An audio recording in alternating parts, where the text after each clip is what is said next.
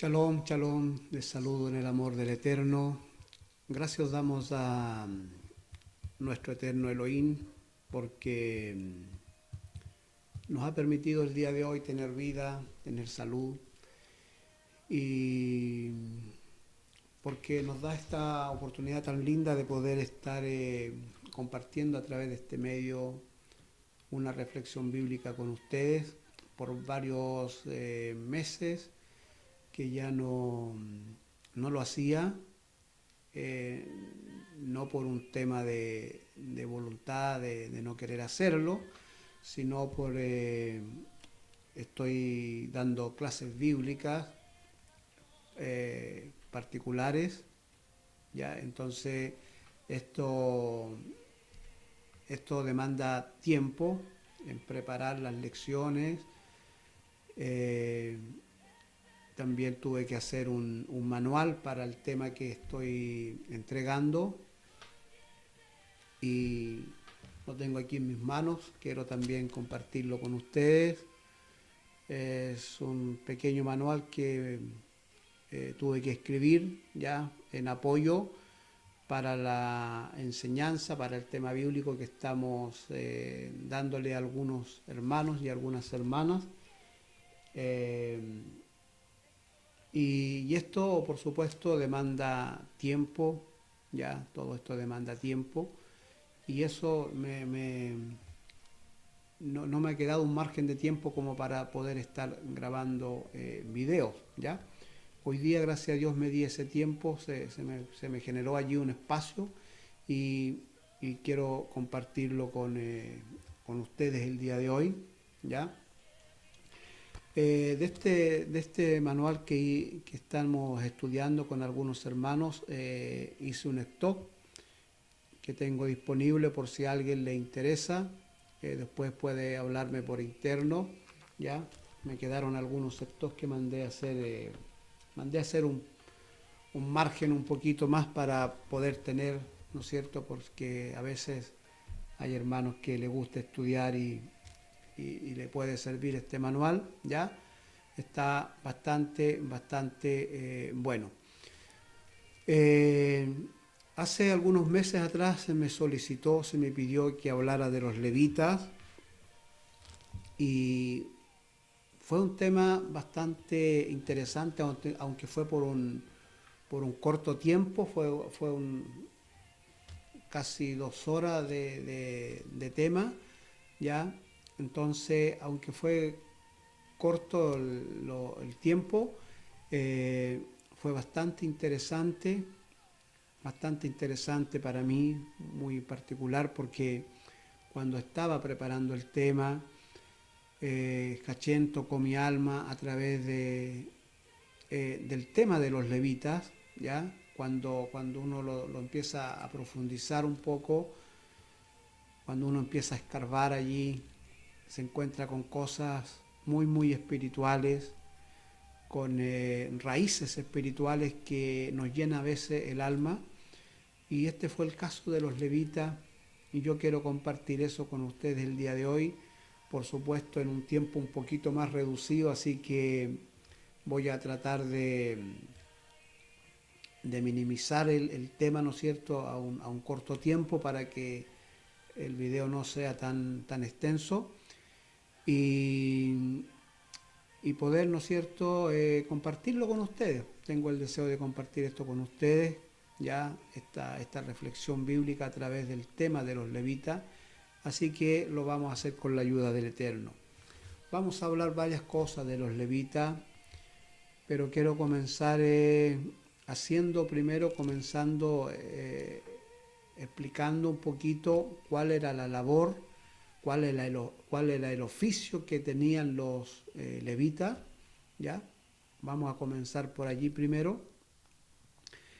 Bueno, eh, prácticamente el trabajo que tenían que hacer los levitas, todo el oficio de los levitas giraba en torno al tabernáculo y más tarde después alrededor del templo cuando ya se construye el primer templo, ¿no es cierto?, en Israel, por, por mano de Salomón. ¿Ya? Ese es el primer templo que se construye. Antes de eso, todo el trabajo de los levitas, todo el oficio de los levitas giraba alrededor del tabernáculo, en su principio. ¿Y qué trabajo tenían que hacer los levitas en el tabernáculo? Bueno, básicamente ellos tenían que trasladar el tabernáculo, eran los que estaban encargados de desarmar cuando tenían que el pueblo avanzar en el desierto, ¿no es cierto? Cuando todavía no estaban establecidos en la tierra prometida, todo eso era movible, ¿ya? Y ellos estaban encargados de toda esa parte de desarmar, de llevarlos, de llevar el arca del pacto, todos los utensilios, todo eso correspondía a la labor a los levitas, ¿ya? Por supuesto también ellos estaban encargados de todo lo que era la parte sacrificios, ya por intermedio de los sacerdotes. Los sacerdotes también eran levitas, con la única diferencia que los sacerdotes venían de la línea de Aarón. Aarón era un levita, pero de la descendencia de Aarón en particular iban a ejercer el oficio de sacerdote tanto en el tabernáculo como más tarde en lo que era el templo, ¿ya? El resto de los levitas se dedicaba a las otras labores que ya le estoy yo mencionando, ¿ya? Estaban encargados de lo que era la parte, la música, ¿ya? Estaban encargados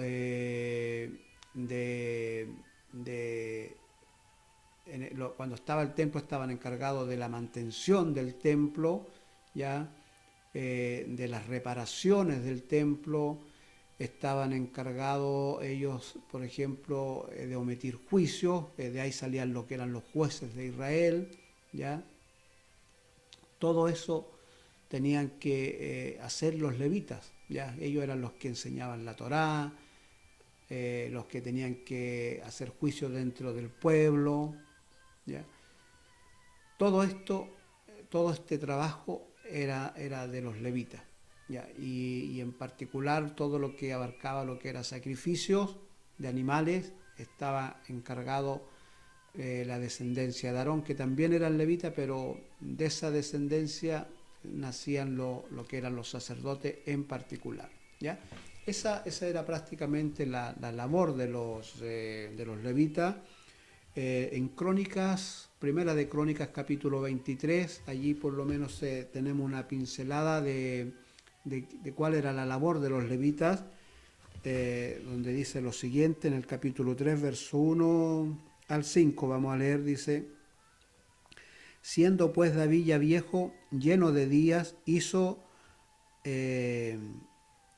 a Salomón su hijo rey sobre Israel, y juntando a todos los principales de Israel y a los sacerdotes y levitas, fueron contados los levitas de 38 años arriba, y fue el número de ellos por sus cabezas contado uno por uno 38.000. De estos 24.000 para dirigir la obra de la casa de Jehová, 6.000 para gobernadores y jueces, y demás a 4.000 porteros y 4.000 para alabar a Jehová, dijo David, con los instrumentos que he hecho para tributar alabanzas. Bueno, ahí tenemos ya, ¿no es cierto?, donde se nos menciona parte de la labor de los levitas. Por la parte de Aarón, lo que era todo lo que era el sacerdocio, ¿no es cierto? El resto de los levitas se repartían en la construcción, en la mantención del templo, en la reparación del templo. Había otro grupo que se dedicaba a lo que era la alabanza, ¿no es cierto? Otro grupo que estaba destinado como jueces, ya, para hacer justicia dentro del pueblo. Cuando había conflicto entre una persona y otra, existían jueces, eso lo ejercían los levitas también, ¿ya? Y todo eso, digamos, todo eso giraba en torno a los levitas, todo lo que era el templo, todo, ¿ya? También es interesante ya analizar que, que en Números 8, verso 19 también se nos menciona aquí, ¿no es cierto?, prácticamente lo que es el trabajo del sacerdocio. Números 8, verso 19, donde dice: y yo he dado en don los levitas a Aarón y a sus hijos de entre los hijos de Israel, para que ejerzan el ministerio de los hijos de Israel en el tabernáculo de reunión y reconcilien a los hijos de Israel, para que no haya plaga en los hijos de Israel, al acercarse los hijos de Israel al santuario. Bueno, aquí también, ¿no es cierto?, se nos menciona, ¿no es cierto?, el objetivo de lo que era tanto el sacerdocio como toda la labor que giraba en torno a los levitas. Su objetivo de todo su trabajo era reconciliar al pueblo con el Creador y de reconciliar también entre uno y otra persona, ¿no es cierto?, cuando habían ciertos conflictos. En resumen, el trabajo de los levitas, el objetivo del trabajo de los levitas era reconciliar a los seres humanos, tanto como con su Creador, como también entre las personas, ¿ya? Ese era el objetivo del trabajo de los levitas, ¿ya? Y todo eso servía para reconciliar. No había un trabajo más específico que otro, ¿ya? No era solamente por ejemplo, los sacerdotes que a través de los sacrificios de animales podían reconciliar, ¿ya? Y que ese era el trabajo más fuerte, por así decirlo, o el trabajo que hacía el reconcilio, sino que en realidad todo lo que se hacía en el templo giraba para la reconciliación, tanto como con el Creador, como entre las personas, ¿ya? Y quiero recalcar esto porque hoy día en la iglesia ocurre algo similar también. Dentro de la iglesia, ¿no es cierto?, no todos somos pastores, no todos llevamos una responsabilidad, no todos somos músicos. Hay distintos trabajos también que se hace dentro de la iglesia de Cristo, ¿ya?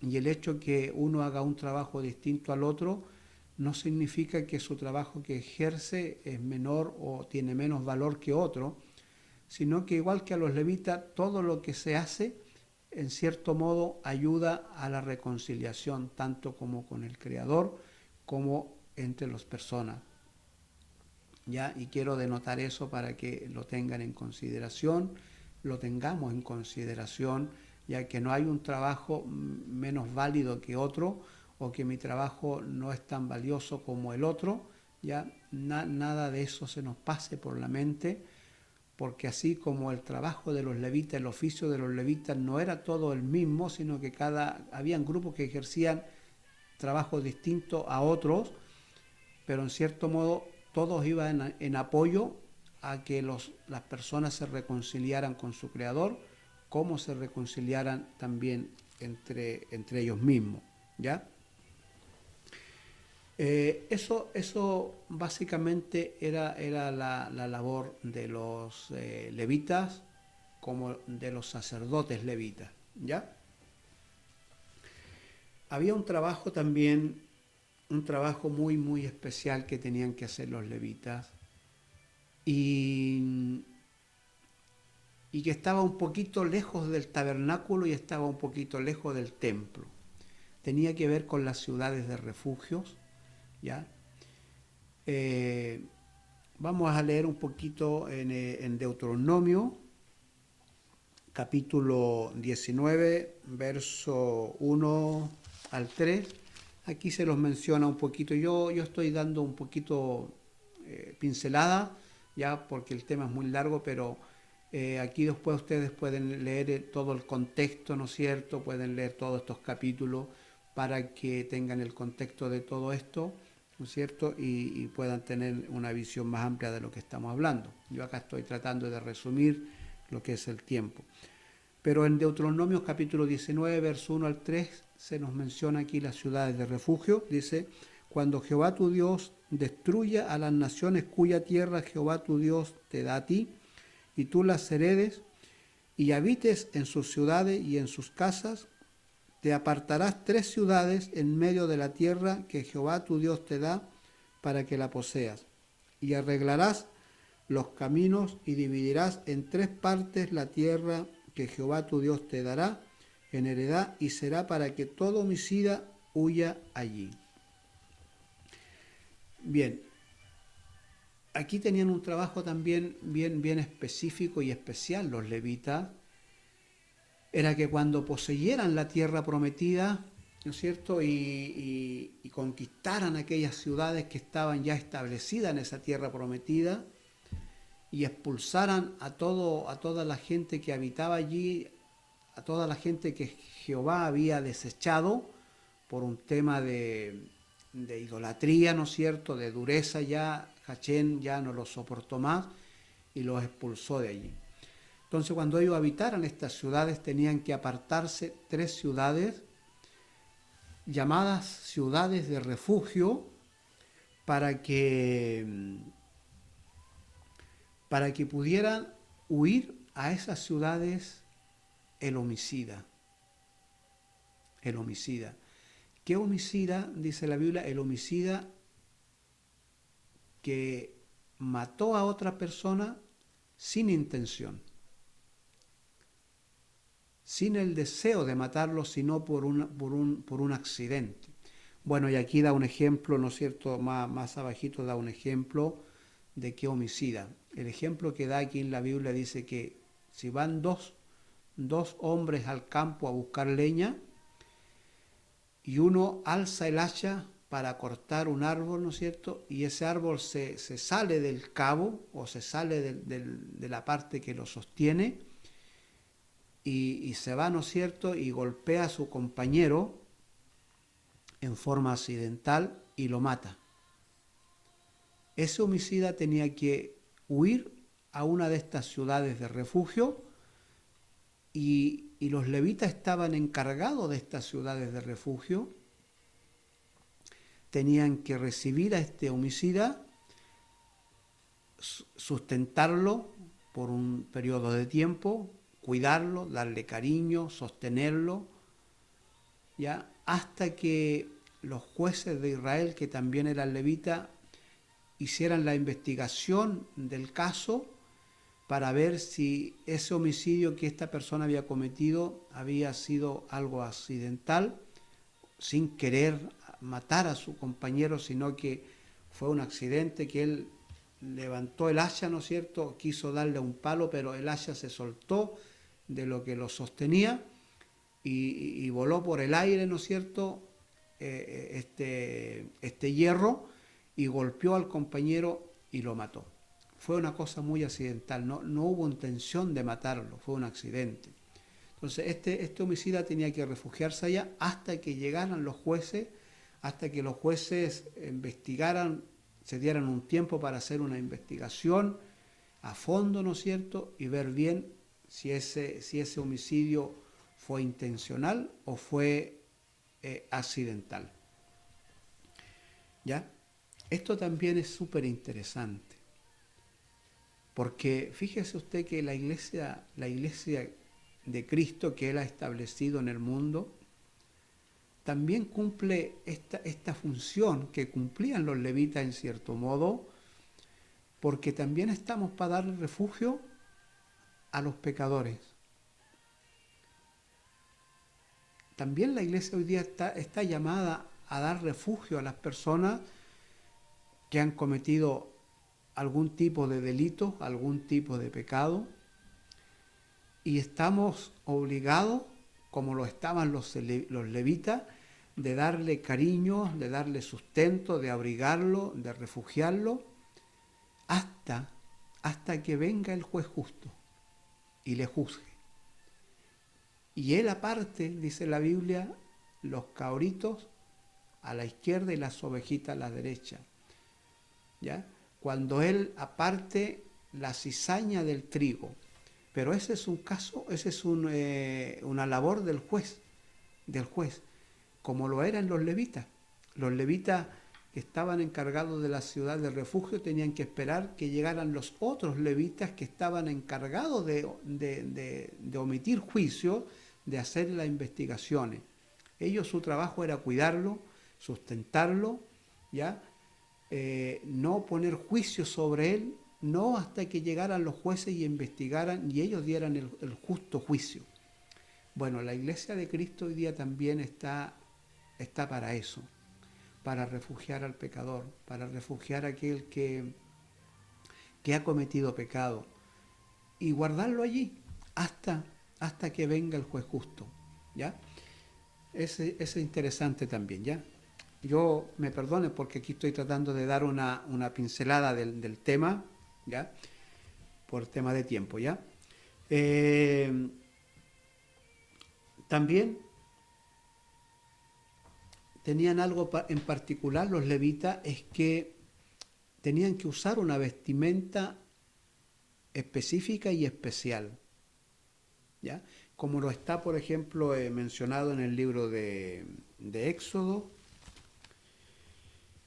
Éxodo capítulo 28, vamos a leer un poquito también, ¿ya?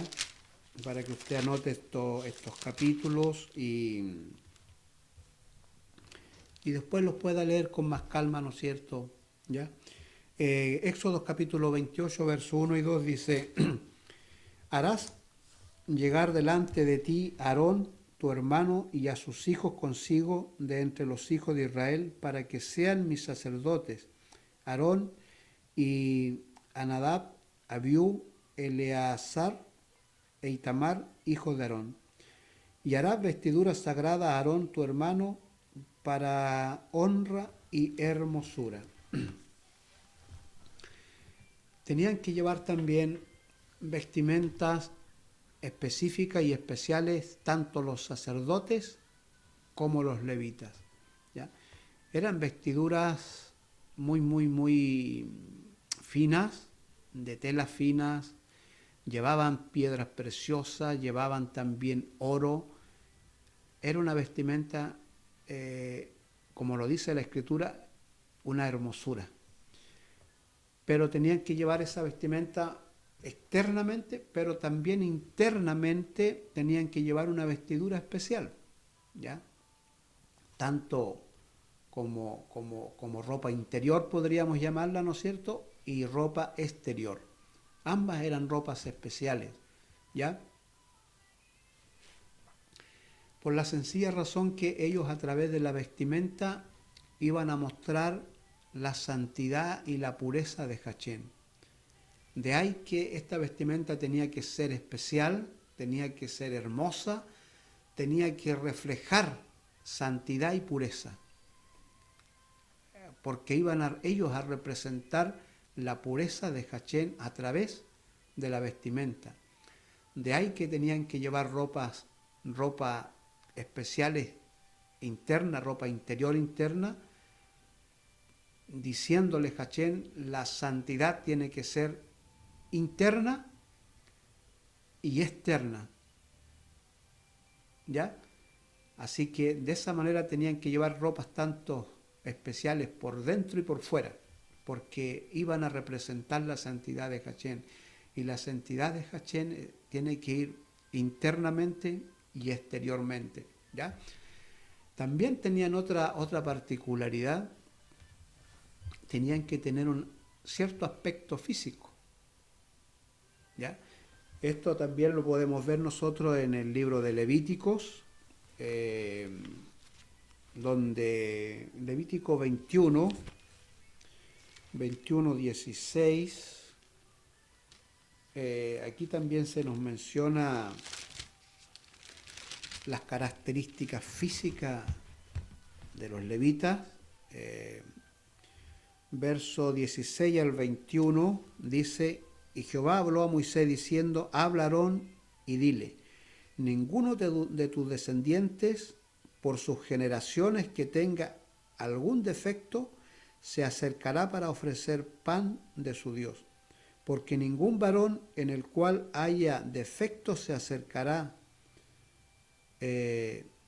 varón ciego, cojo, mutilado o sobrado, o varón que tenga quebradura de pie, o rotura de mano, o jorobado, o enano, o que tenga nube en el ojo, o que tenga sarna, o empeine, o testículo maullado.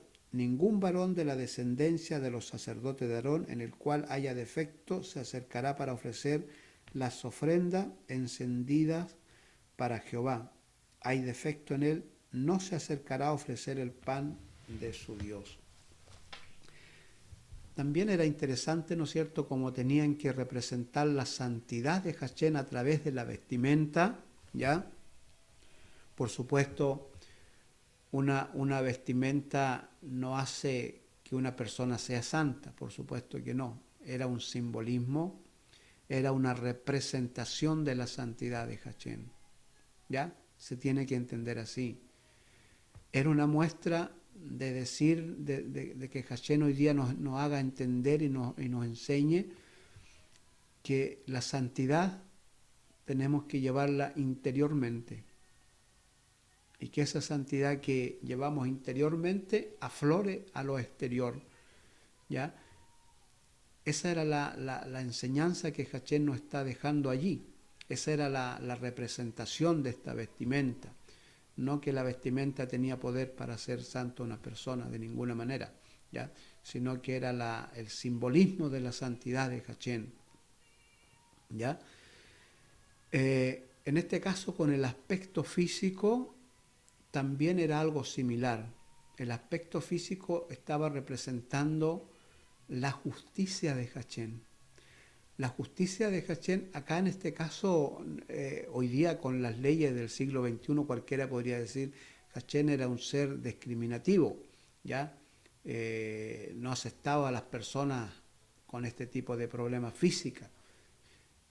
También no debemos entenderlo así, porque en cierto modo Hachén lo que está haciendo allí es simbolizando y representando su justicia, diciendo: tienen que ser los que van a servir en la parte sacerdocio, de la línea de Aarón, tienen que ser perfectos físicamente sin ningún problema físico, porque tenían que representar la justicia de Hachén. Y la justicia de Hachén es perfecta. En la justicia de Hachén descansa la misericordia, la bondad, la piedad, la gracia. En la justicia de Hachén. De ahí que la justicia de Hachén es tan perfecta y los sacerdotes iban a representar la justicia de Hachén. Ellos eran los que tenían que reconciliar, ellos eran los que tenían que sanar a una persona que había cometido pecado, ¿no es cierto?, reconciliarla con el Creador, es decir, hacer justicia, porque ellos habían faltado a la justicia de Hachén.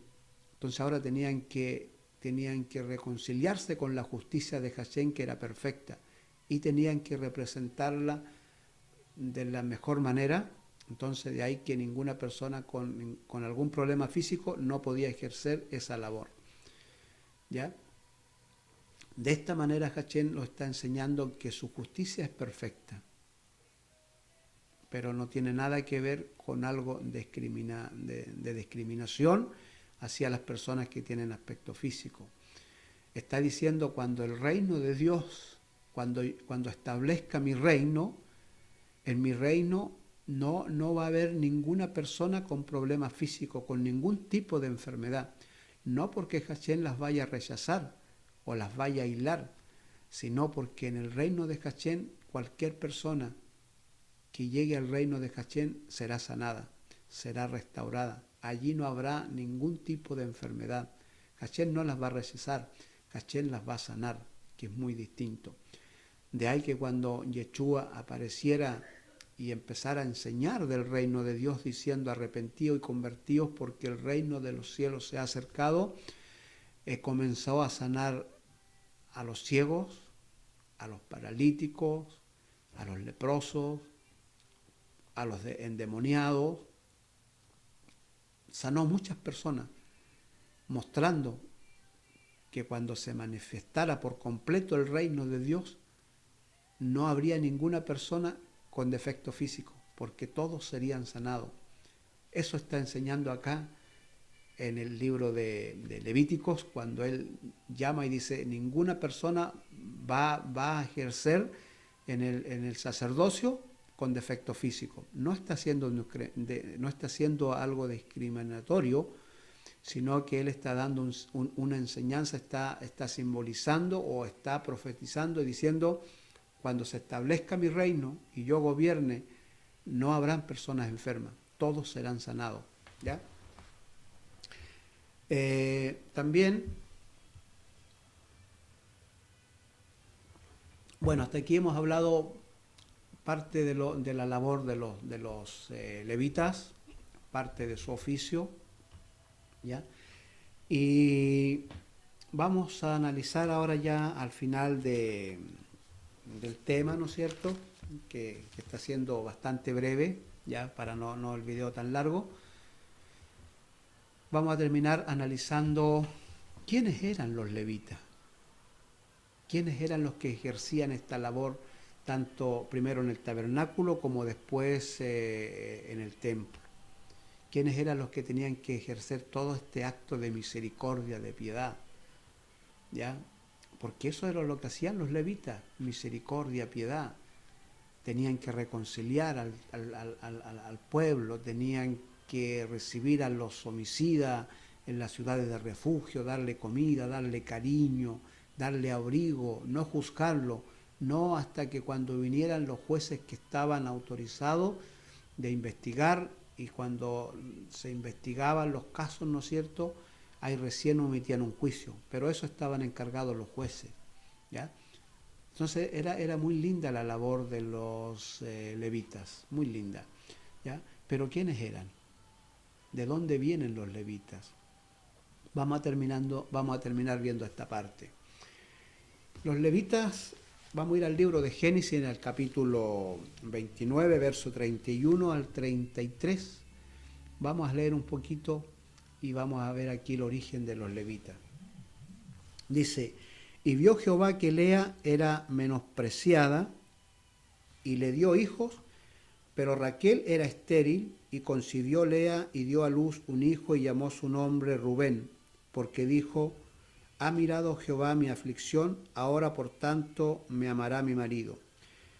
Concibió otra vez y dio a luz un hijo y dijo, por cuanto oyó Jehová que yo era menospreciada, me ha dado también este. Y llamó su nombre Simeón. Y concibió otra vez y dio a luz un hijo y dijo, ahora esta vez se unirá mi marido conmigo, porque he dado a luz 3 hijos, y por tanto llamó su nombre Leví. Bien, yo espero que ustedes hayan escuchado esta historia de Jacob, ya cuando le roba la primogenitura a su hermano Esaú, huye a la casa de su tío Labán, ¿no es cierto? Se enamora de una de sus primas, en este caso de Raquel, ¿no es cierto? Trabaja 7 años por Raquel, pero el día del casamiento Labán le cambia la novia y le da como esposa a Lea.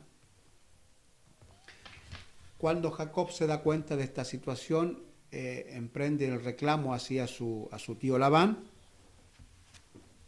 pero su tío Labán, ¿no es cierto?, se excusa y se escuda diciendo que en la región donde ellos viven, la regla es que primero tiene que casarse la mayor y después la menor. Entonces le dice, no podemos faltar a esta ley, a esta regla, a esta costumbre acá en la región, tienes que casarte con Lea. Y si quieres a Raquel, tienes que trabajar 7 años más. Esa es la historia, ¿ya? Bueno, se casa con Lea, se casa con Raquel. Raquel no puede dar hijos, en ese momento era estéril, ¿ya? Y Lea se sentía despreciada, no se sentía amada. Tal vez, no creo que Job era un hombre justo, así que tiene que haber amado a Lea, tiene que haberla querido a Lea, pero no amado. porque él amaba a Raquel, ¿ya? Y, y ese sentimiento Lea lo percibía perfectamente. Ella no se sentía amada por Jacob, se sentía despreciada, se sentía aislada, se sentía apartada.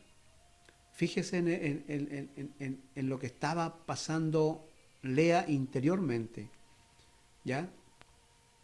Lo que estaba pasando ella por dentro. Lea tenía este problema, este sentimiento que ella estaba sintiendo, que ella lograba percibirlo de parte de Jacob.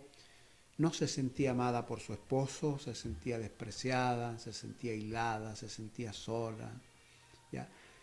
Y, y le dio los 3 primeros hijos, ¿ya?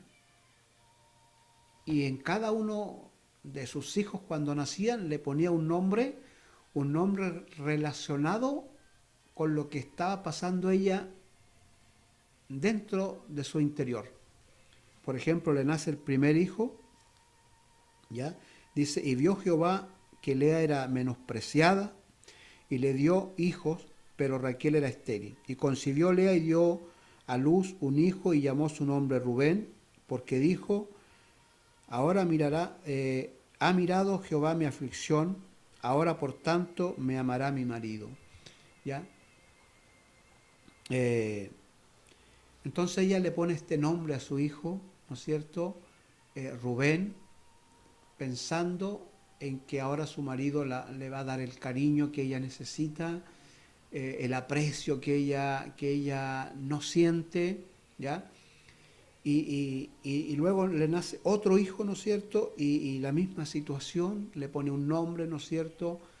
Pensando en que ahora su esposo va a poner toda la atención en ella y la va a amar, que ella va a lograr sentir ese sentimiento que todos los seres humanos necesitamos sentir, sentirnos amados por otra persona, ¿ya? Y nace su tercer hijo, al cual llama Leví, llama Leví. Pero aquí hay algo interesante y maravilloso que tocó mi alma, ¿ya? Porque fíjese que en este capítulo 33, ¿ya? Cuando nace su hijo y le pone Leví, aquí nos da la raíz hebrea del nombre de Leví, ¿ya? Yo no sé si, bueno, voy a tratar aquí a ver si, no creo que se alcance a ver en la cámara, pero aquí abajito del versículo 33 aparece la raíz hebrea del nombre Leví, llamada, ¿no es cierto?, Lawat, ¿ya? Lawat. En algunas otras Biblias puede que aparezca en otro lugar acá, o en algunas tal vez no aparezca, ¿ya? En el caso de la que tengo yo aparece. Esta es una versión Reina Valera 1960, que es la que comúnmente todo el mundo usa, ¿ya? Pero aquí a mí me parece la palabra hebrea, la raíz hebrea de Leví. Y es muy, muy interesante porque fíjese que la raíz hebrea de Leví, que es la Wat, significa unir, estar unido, dar cariño. Y esto me llamó mucho la atención porque Lea, cuando le pone Leví, le pone el nombre Leví, ella sabía qué significaba Leví, ¿ya? Por eso le pone Leví, ella sabía su significado de ese nombre. Y le pone este nombre a su hijo pensando en todo lo que a ella le estaba pasando interiormente. Ella no estaba unida, no sentía esa unión con su marido, ¿ya? No sentía el cariño de su marido, no se sentía amada por Jacob. Y le pone este nombre cargado, este nombre era muy, muy, muy espiritual, ya muy, muy cargado a lo que era la espiritualidad, porque lo que estaba sintiendo Lea era algo espiritual. El cariño, el amor, son sentimientos que van dentro del alma, dentro del pensamiento, ¿ya? Es algo que va muy, muy dentro de una persona, ¿ya? Y ella le pone este nombre a su hijo, este nombre Leví, que significa, ¿no es cierto?, significa unir, estar unido o dar cariño. De aquí nacen los levitas, de la descendencia de Leví. Surgen entonces ahora toda esta descendencia levita, y esto es interesante porque una vez en el desierto, ¿no es cierto?, Leví ya no existía, Leví ya había muerto. ¿Quién estaba su descendencia? Los que venían de su descendencia, llamados la tribu de Leví.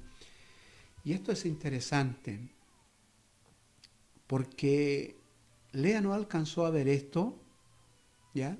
Ella le puso el nombre Leví, cargado de este sentimiento espiritual, ¿ya?, que significa unir, unirse, ¿ya?, dar cariño. Y aquí está lo interesante, porque una vez en el desierto, una vez que el pueblo de Israel comete el pecado del becerro de oro, Moisés baja, ¿no es cierto?, quiebra las tablas de la ley y todo eso, y Moisés hace un llamado y dice, ¿saben qué? Los que estén conmigo, gánense a este lado, los que quieran seguir con el pecado, gánense a este otro lado. Y los levitas se ganaron al lado de Moisés. No se sabe a ciencia cierta si los levitas participaron del pecado en cuanto al becerro de oro, o si participaron, ellos se arrepintieron de corazón y se ganaron al lado de Moisés arrepentido. No se sabe cuál fue la situación realmente, ¿ya?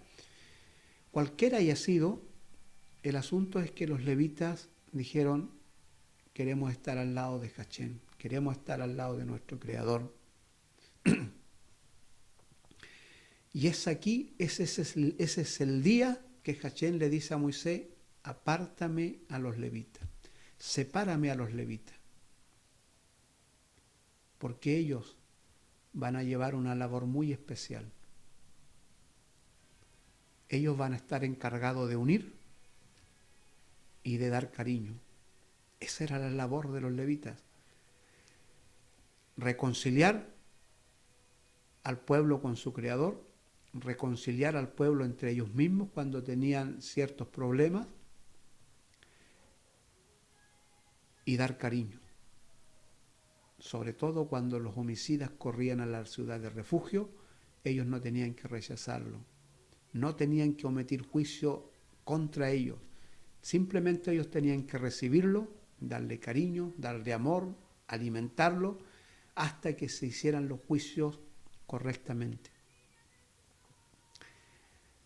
Y fíjese usted que Hachén separa a los levitas porque ellos tenían ese sentimiento en su corazón dado por su madre, por Lea. Ella le puso ese nombre, Leví, unir y dar cariño. Y Hachén los separa. Lea era una mujer que se sentía muy despreciada, sola, no amada, no sentía el sentimiento de cariño de Jacob.